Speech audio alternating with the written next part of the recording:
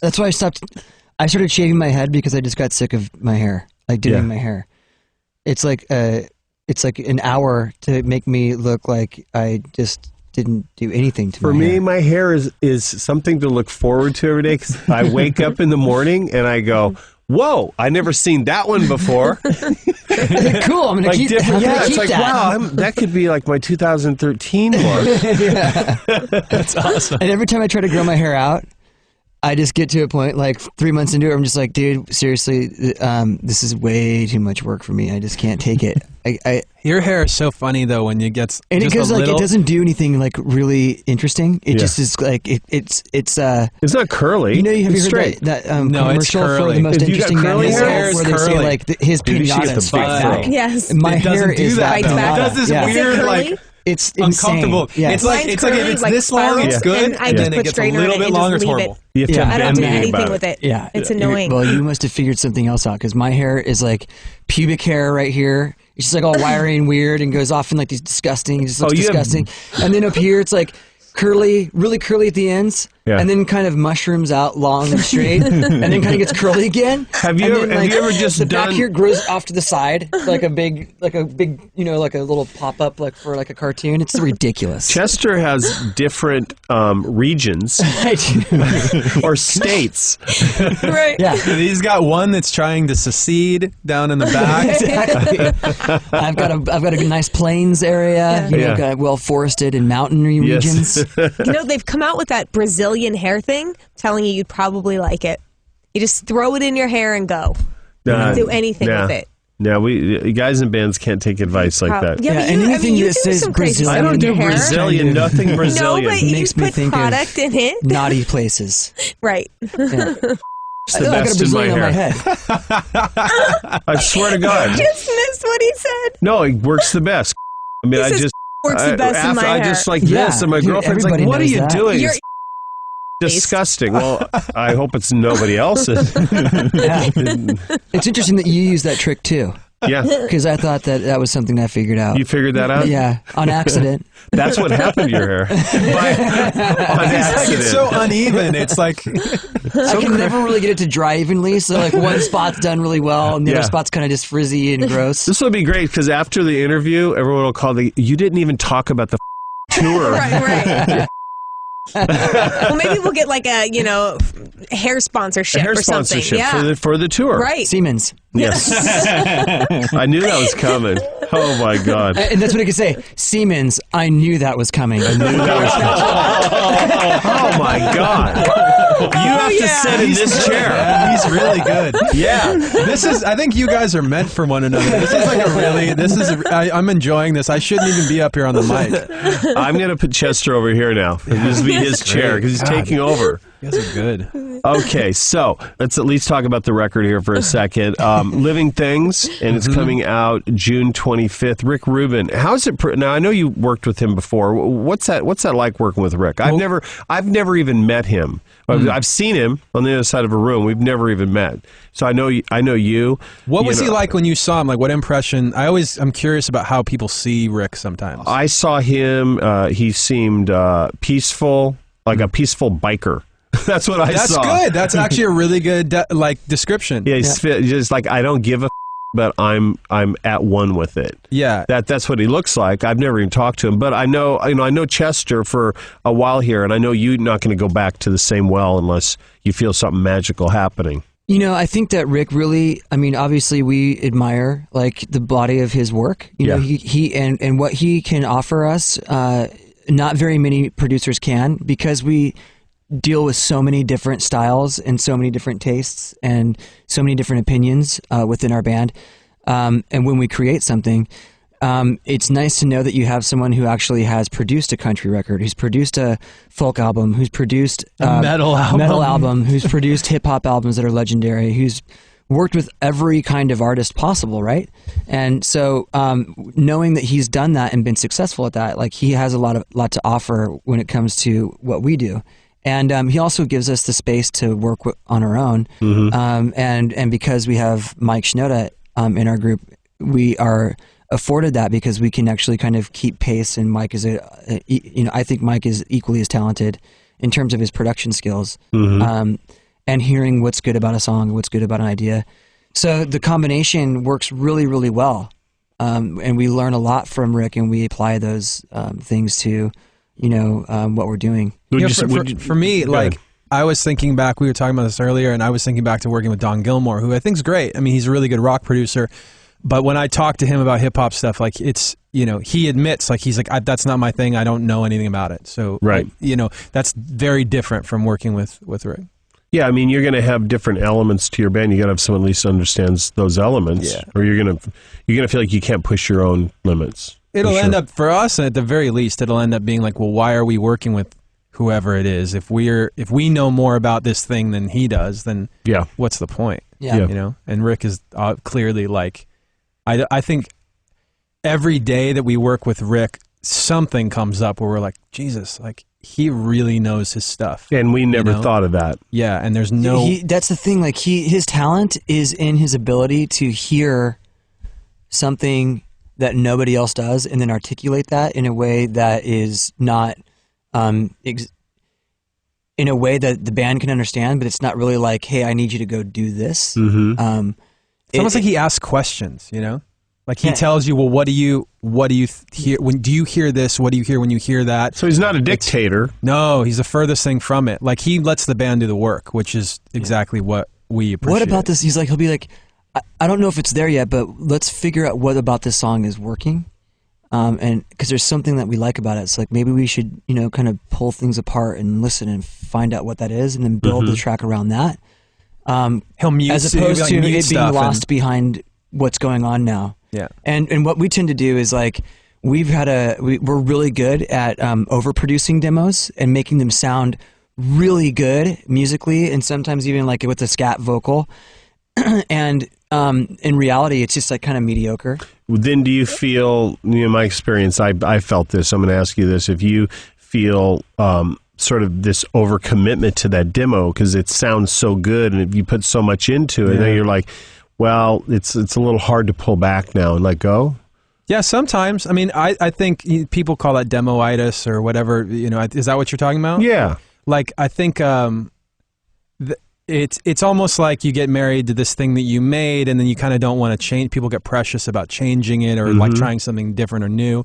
And our band as a whole in like broad strokes is really, really far away from that. Yeah, we've actually learned from the very beginning that what we like is we like criticism, and we take somebody, like, if, for example, if 4 out of 6 guys in the band like a song and 2 guys just are like, I don't like it.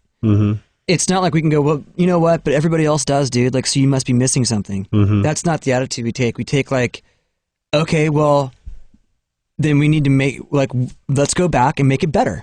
Because obviously it's not its best. So, I mean, if they're feeling this strongly about it, like, there's something that we can do to make it better. And even if, like, me and Mike are, like, on board with it and we're like, we have to go back and redo this freaking vocal for the 67th time and rewrite these lyrics again. What we've done now, as opposed to what we did in the past, we would just go take it and work on it. Now it's like, okay, well, if you have such a strong feeling about it, then why don't you become part of the solution and figure out, like, if you don't like the words, then start writing some words. If you don't like the melody, then why don't you start coming up with melody ideas? I mean, and all of a sudden it's like, the big picture now is more important. Everybody's involved and everybody feels really good, and then they start putting their passion into it, and the result is, we make the best album we can make at that time in our lives. And on this record, we've, like, really embraced all of the phases of our career, and, like, we've embraced all of the sounds and all of our tools, and we kind of put it all together because we've been able to be so critical on ourselves and actually make it a productive functionality. Has it always been this way? This outlook on the music, or when you were younger? No. Yeah, when we were younger, like when we started out, like the songwriting process, for as much as we would probably deny this otherwise, it was really like Brad and I would write the majority of the song and like kind of almost like force it on the other guys to some degree, which is not really fair.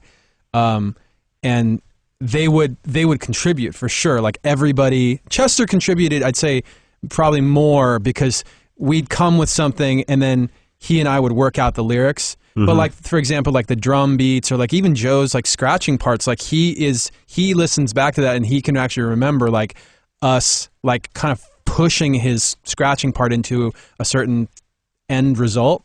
And that he wouldn't have really preferred on his own. So where was the shift in your band that you got this? I'd say a healthier outlook. After Meteora, right before Minutes to Midnight, we sat down.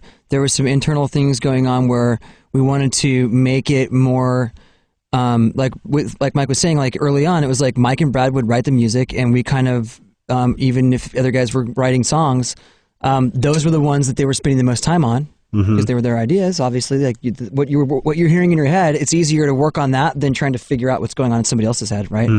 So, and then those songs would come together quicker, and then we would start working on lyrics and melodies, and those songs would come together quicker. And all of a sudden, like there were guys who felt like they didn't really participate as much as they would like, or something wasn't really the way that they wanted it to be.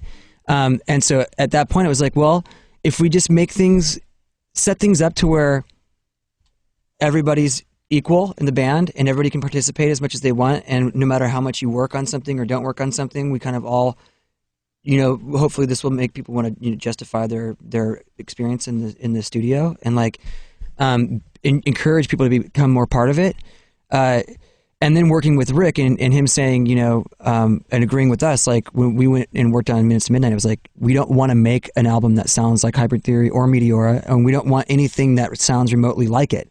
So we intentionally went in this whole other direction, and so that required all of us really to come together and bring forward all of our ideas and start working on lots of music, like tons and tons of demos over a really long time, and like figure out how to make a song sound like Linkin Park without making it sound like without repeating yourself. Yeah. I remember me and you having conversations about this, and it wasn't a band struggle, but me and you talked about it was people on the outside not understanding this new way the band was thinking. It was also though at that time we did like 18. That record took 18 months and like 150 demos. Meteora and Hybrid Theory were probably like 3 months and 14 demos, just to put it in perspective. I mean, we were literally like reinventing the band and trying to figure out what we wanted. And over the course of the few years since then, I know I've experienced, like I've looking at what demos come in and how they evolve and whatever. I think that we started off at a place where Brad and Chester and I should say, were writing a lot, and the other guys may have felt a little uncomfortable. Even Chester and Brad and some. I mean, maybe each of us felt uncomfortable at some point. And now we've almost come full circle to it, where the three of us write the majority of the material again, but everybody's involved and everybody feels like their ideas are like accepted. They just choose the other thing because they have a chance to. And unlike what we used to do in the past, if we worked on demos up to the end of a record, it was like they were done. Some songs take time. Like you might have an idea kicking around in your mind for like a while, and like it just doesn't get over a hump, or doesn't kind of quite make your hair stand up, and all of a sudden 10 years later you're like, got it. Like Mike with Breaking the Habit, for example, Mike was writing that song and really wanted it to be something, and like kind of like went back to like thinking, well, maybe I'll just make it like an instrumental, because he couldn't quite get the melody and the lyrical content to like fit the vibe of the music. And then like one day out of nowhere, it was like downloaded from the universe, and like took a really long and he time. was like, and he brought it in. He's like, dude, it's like dial-up. You've heard this thing before, probably in a different way. That's really cool. And last night it happened, and so check out this melody and check out these lyrics. And I sang it, and I was like, this is where I want the band to go. And this is what I want to deliver, because this is so good and it's so different, and it represents what we can do in such a cool way. Like you nailed it. And so, and then it, of course, it affected me in a very personal way, where I was just like, wow, I felt like a fan listening to the songs and like getting an emotional connection. That's a great feeling. And too. when I was in the studio trying to sing it, I was crying. And when I try, when we were learning how to do it, perform the song live, I would break down, and I'd be like, I don't know if I can actually sing this freaking song, because it's connecting with me on a way that a fan that I would be crying watching my favorite band sing this part of my life. And the similar way that I felt when I met Robert Smith, for example, and try to explain to him how important his music was to me, you get that. I was like, and I'm in my band. Like I should, this is interesting. And then I realized I'm just actually a huge fan of Mike Shinoda, and the time is to be in the band. So. It's the hair. I love that you'll just come out and say that. I was crying. I was in the studio, and I was like, you just got all sensitive. It was some manly crying, though. Yeah, really manly crying. I mean, I was crying blood. Right. But I love that, and I love that you also you support causes like you did the PETA thing. Basically, don't wear fur. Do you get do people come out and say, hey, that's not cool for a guy in a band to do? Never at all. I mean, there are lots of critics of Linkin Park out there. I mean, we're not for everybody. Right. And, there are people out there who can find anything about whatever we do and find a way to pick a hole in it. And that's fine. We don't really care. But for me and for the rest of the guys, like, to say a statement like, I cry when I have a connection to a song, or when something really intense and special happens, the birth of my children or something. It's like, that's a human thing, and that's what we talk about in our music, and like that's what makes I think what we do special. And getting behind causes like PETA, for example, where you're standing up for creatures that don't have a voice for themselves, and you see the kinds of things that happen to these animals with no regard to like their existence or what they're feeling. Like, it's nice to do that kind of stuff and to help out your community and give back. I mean, we live a really, we're blessed to be able to do what we do for a living. Like, we get to play shows around the world, and people pay a lot of money to see what we do, and we live these really great lifestyles, and my kids have a great life, and none of that would be possible without our fans and without people supporting what we do. And it's not because what I do is so special that we deserve to be in this place in the world. We work hard at it. We're thoughtful. We pay attention to our fans.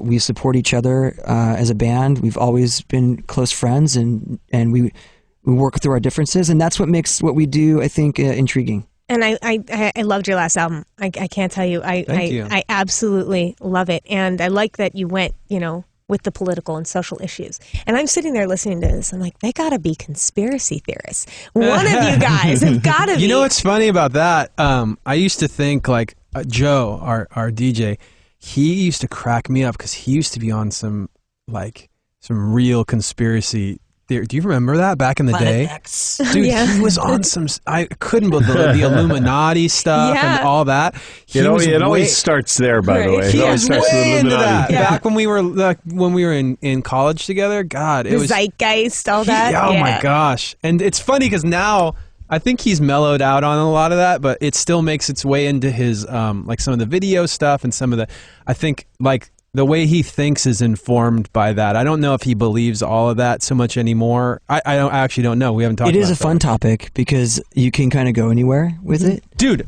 did you know that people actually, to your point, they actually thought there was a whole thing on Twitter that we were Illuminati? That Linkin Park is like part of a secret society. Finally, people are figuring us out. I'm sorry I leaked that a few weeks ago. So funny, man. They do that with all the big groups and acts. Like they're saying, like Pink did an entire, I don't know if you remember that. She did a whole Masonic thing for a performance for the MTV Video Awards. There's great imagery with that stuff. I got stuck with the devil worship thing, and I just so tired. How did that pan out for you? How did that pan out for you? Evil is cool again.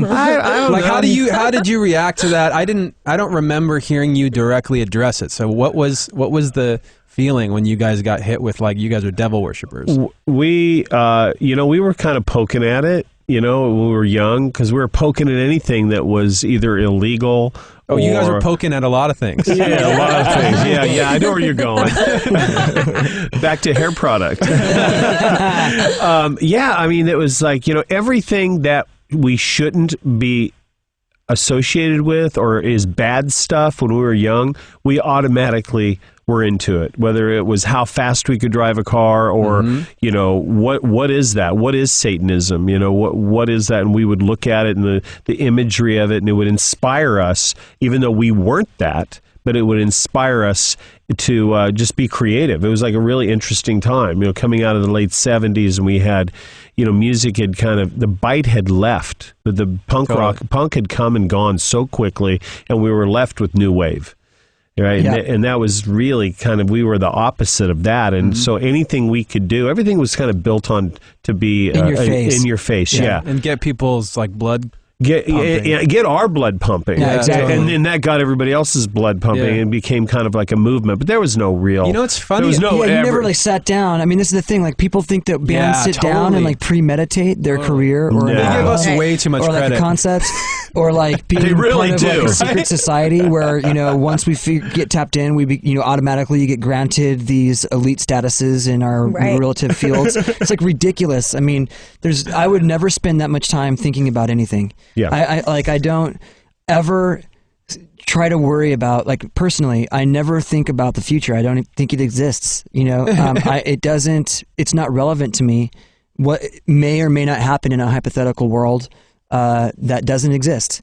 And so, and none of us think that way. We're not so premeditated that every move we make is a calculated, decisive measure that had teams of people working on calculating exactly what move to make when and with strategic. Because it wouldn't work. It wouldn't work anyway. Dude, you were saying the other day in the studio, Chester was like, if people imagine that before you make a song, you think of the song and you plan. It's like planning a road trip. I'm going to end up over there, and this is how I'm going to get there, and this is what it's going to sound like, right? If you listen to one of our songs and imagine somebody coming up with that before they execute it, we'd have to be geniuses. Right. I can't even imagine getting halfway there. We just work it out on the way. Yeah. And even if I walked in, I was saying too, let's say, for example, I walked in with Burn It Down in its form right now, the way it is right now being played on the radio. And this is what I brought into the very first meeting where I said, hey guys, I have a song. It wouldn't be like everybody go, dude, done, mix it, send it out. It would automatically be like, wow, this is a cool idea, and then we'd start changing it just by the nature of the creative process. Has to go through the creative machine for sure. Yeah. So crazy. It's so funny that you said that thing about it getting the blood pumping. Yeah, that's I think where we're at right now. That's actually more an issue. It's more of an interest to us than ever than in a long time. I shouldn't say than ever, but. A lot of music, if you listen to, I love indie rock, I love hip hop, and I love a lot of things, but those two places in particular have gotten really sleepy. My favorite indie stations have gotten really sleepy, and over-formatted. Yeah, I like the songs, but it's every song is where's the balls? Even if it's going to be a slow song, what I love about the Gautier track is it's a slower track, but it's got balls, and you feel it and you hear it, and I feel like there's a lot of intensity that's lacking. Balls is in honesty. Balls in terms of give me something. I want to hear the passion. I don't want to hear the. I don't want to hear the technique. Mm-hmm. I don't want to hear. Yeah. A lot of times when we're in the studio and I do a vocal that isn't sung very well, but has a lot of emotion in it. That's the one that the band is attracted to, and I'm like, dude, that is not sung well. I don't like that. Right. But then, what the hell do I know? I mean, I didn't like in the end. I didn't even want to put that on the record. Well, I mean, as a vocalist, Anthony from the Chili Peppers is very much that. Totally. He even leaves on the records, where he's not pitch perfect, and that's the emotional part that I think attracts people to. Where someone like Flea is so efficient as a bass player. Mm-hmm. I can't even break down what he does as a bass player. In my head, I'm just I don't know what you're doing. It's insane. Yeah. But I'm sure there's got to be disaster inside what he's doing as well. But you can hear it on the lead vocals. And I like that. Yeah, me too. I like that. I love listening back to Led Zeppelin records and hearing a crack in a vocal or being off key or out of time with the drums. Because, you have that vibe. And that's another thing that Rick brings too is he's not afraid to one of the things we learned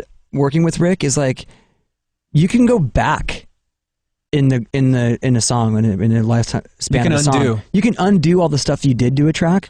When you go in and you like a song in a demo phase and you start working on it and it doesn't go anywhere, you can actually go back to the place that you liked and then revisit the track from that point. So don't be scared. Yeah. It's once we realize like how what the method was of like just comparing new to old, like steps along the way. It really changed our whole process, and so we always reference when we make any major changes. We always go back and compare A to B, and sometimes the performance that you wouldn't expect ends up being the one that's just better. You know, we actually went from working on a drum track on a song from Minutes to Midnight, where we did like 60 versions of drums, and it was like at the end we went, let's just go back to that first thing that you brought in. And we'll use that. It was literally recorded in Rob's in his room. A lot of people would feel like maybe they failed. The demo track. At making it better. Like we did 60 versions that failed. You actually explored. Yeah. You explored. And that's a different perspective that I think we share. Yeah. You know, and that's one of the things that works for us. Besides, go ahead. Okay. Besides Gautier, what are some of the newer bands that you guys are listening to that you do like, that you do think has balls? There's so many. Yeah, I mean, I always listen to a ton of stuff. I'm actually listening to a lot of hip hop right now, so I don't know if that's like as appropriate. I'm super excited. Speaking of everything's appropriate. Yeah. One thing for me, there's a group that kind of crosses into a bunch of different genres called Death Grips, and this is speaking of stuff that's like really pushing it. Like some of their songs almost don't even sound like songs to me, but Death Grips is sick. They're just like an avant-garde hip hop. There's a drummer in the band who he like never studied drums, but he plays these crazy polyrhythm things, and he helps produce the track. It's really dope stuff. It's crazy. We'll check that. The dude is just screaming bloody murder over every song. It almost reminds me of like a punk rock take on rap, but because it almost doesn't sound like rap music. I'm really excited that Refused are back together at the drive-in, back together playing shows. I always loved that band. Incredible bands. Just on the verge. They always felt like they were right on the verge of just blowing it. Yeah. Just going too far. Like they always felt like they were going to go right off the cliff musically. I always loved that about that band. Yeah. And it made you like uncomfortable. You know, it's like they go into like these weird jazz things in the middle. You're what the hell is that jazz thing all about? And all of a sudden they're screaming again. It's just, and then you add that to that, like the mod kind of outfits. Like they were so far ahead of their time that even when I saw their pictures back then, like that's the band that plays this music. Like that's lame. Why do they look like that? That's stupid. And now I look at them like that was pretty. You're genius. Were you talking about Motley Crue just now? You said they looked lame. Wow, dude. That's amazing. You know, we look back at pictures of ourselves from 10 years ago and just go, man, wow. Like, just wait, dude. Hilarious. You know? Yes. Yeah, I hope I don't get stuck in that. Like when I go through my midlife crisis, I hope I don't start like dyeing my hair like red and like wearing like, a spiked chain with a padlock on my neck. With like he's describing an actual. I can loan you that stuff. I can loan you that stuff. He burned it, I'm sure, because he was so. I remember a day that he was so embarrassed. But Chester wore all that stuff. I had literally on at once. Like he just took everything out of the suitcase and put it on, and it was like bracelets and metal and leather from the wrist the up to the elbow. 125-pound version of like a white Mr. T. He had exactly. He had like colored hair. He had like a dog chain on with the padlock on the necklace. And did the Billy Idol. He went to the airport with this, and we're looking at him as we're walking up to security. We're looking at this guy, and I remember whispering to one of the other guys, like, "This is going to be funny." Because he was in a bad mood. He was hungover. He's wearing all this nonsense and gets up and they're like, "Sir, you're going to have to take that stuff off." And he started yelling at them. He started acting like they were the idiots. And I'm sitting there just dying, just going like, "Dude, you are so stupid. What are you doing?" Don't they know how long that took to put all that crap on? He was furious. Oh my God. I was surprised he didn't get into a full-on like fist fight with a TSA guy. Yeah. Horrible. Well, not TSA at that point. Yeah, whoever it was. Whatever that is. Yeah, that was like I remember that time when all of a sudden, you had to start really looking at what you were wearing before you traveled. Oh, God. It's like, I got my slippers and my, my jacket. My sweatpants? Sweatpants. Yeah, exactly. Well, don't put on that belt. You put on that belt, it's going to take an extra 30 seconds to a minute. 30 seconds, yeah. I made the mistake of bringing all of my Pro Tools. Now you can fit everything, obviously, like you used to have a full studio for. You can fit everything in a backpack. So I was like, I'll just carry it with me. That way I don't have to worry about checking it and feeling bad about all my little pieces of equipment. And that was the worst idea ever because I'm going through I've got my personal thing is down. I'm like, I've got it done. Yeah. And then they're like, we're going to have to check this, sir. And they pull out every cable, every piece of equipment. They put everything in through with a little bomb thing where it's a little piece of cloth and they go over and everything they're and like check repacking it by just shoving it all in. I'm like, dude, you guys seriously are making this so much more work for me right now. Like I'm going to be stuck here for 20 minutes. Thank you very much. Yeah. So not going to do that. Not going to do that anymore. Wanted to ask you guys about mute math. Oh, mute math. Yeah. Well, I heard him from Kyle about 3 months ago, and really liked him a lot. Yeah, so I was excited to see this with you guys in Incubus. Really, I think what I liked about that, the fact that worked out is that I feel like they kind of sit in between the bands, like they sit stylistically between us and Incubus. I can see that. For us, like, although we both may have gotten, we both get played on the same stations most time. The fan bases don't overlap a lot, I don't think, because we just have done different things. And we like those guys. I mean, they're good guys, and we're stoked to be playing with them. And it's nice that Mute Math can kind of be there to stylistically be bit of the glue, bit of the glue, yeah. And they're just so they're such good musicians. That's that's definitely they're one thing. Technically fun to watch play.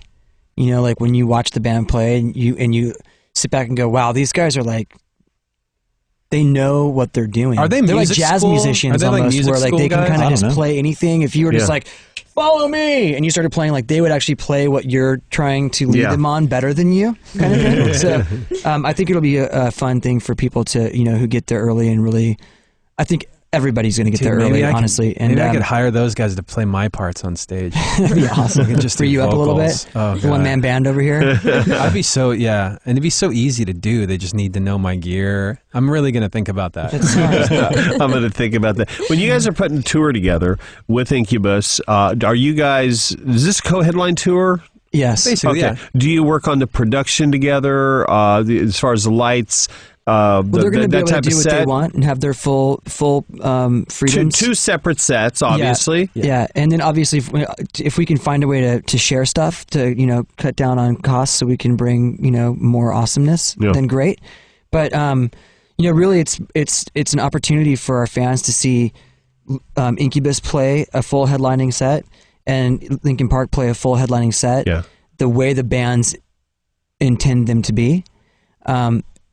At one show. Yeah, usually we play festival. If we've played with them before, we've only played festivals with them. In a festival scenario, you're working with whatever they've got. And you're stripped down usually, and everybody's kind of in and out. Sometimes they cut your set shorter because there's so many bands. Yeah, or we're on different stages and we're playing at the same time. Yeah. It's all that kind of stuff. Yeah, we were all playing at the same time, and when we ended one of our songs, I heard you guys playing. Yeah. I think it was in England. Yeah, absolutely. I downloaded. Download, yeah.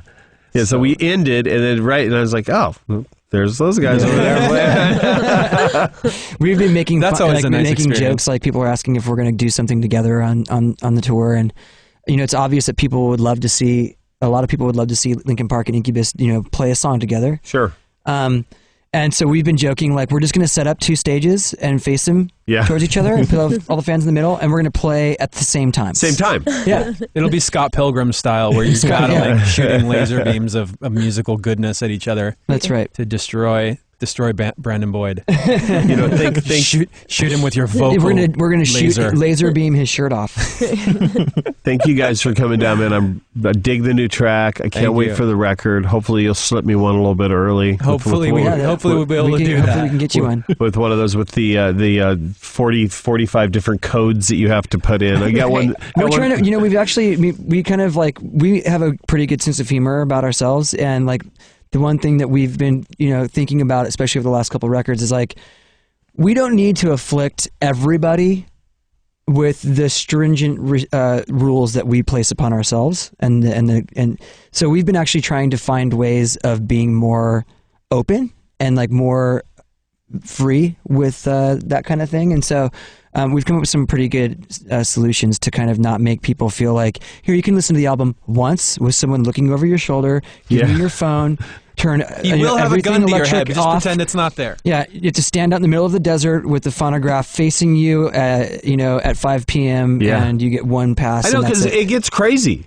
I mean, it gets crazy. I watched The Raven because John Cusack was on the show the other day, and they gave us an advanced copy of it. And when I put in the code, it says across the middle of the screen, property of Nikki Sixx. So I get to watch this movie with my own name. And I understand, if something like that leaks, I understand the financial ramifications it is for the companies and everything. Yeah. So I get it. Obviously, you would get it, though. But there's a lot of people out there who just don't. Maybe they don't think that that it's that important, or they think why they should trust me, and therefore it's like, well, okay, if we should, and if there's a case where it does happen to leak, then it kind of just makes us. We don't want to ever have that problem, and we've always been very good at protecting our music. Yeah. But we also want to give people a chance to enjoy that process of getting something from us new and living with it and playing with it and touching it. And so we're working on we've been developing new groundbreaking ways of letting people have fun with music before it comes out. Thank God. Cool. Thank God. Thank you guys for coming on. Yeah, thank you. Awesome, dude. Awesome.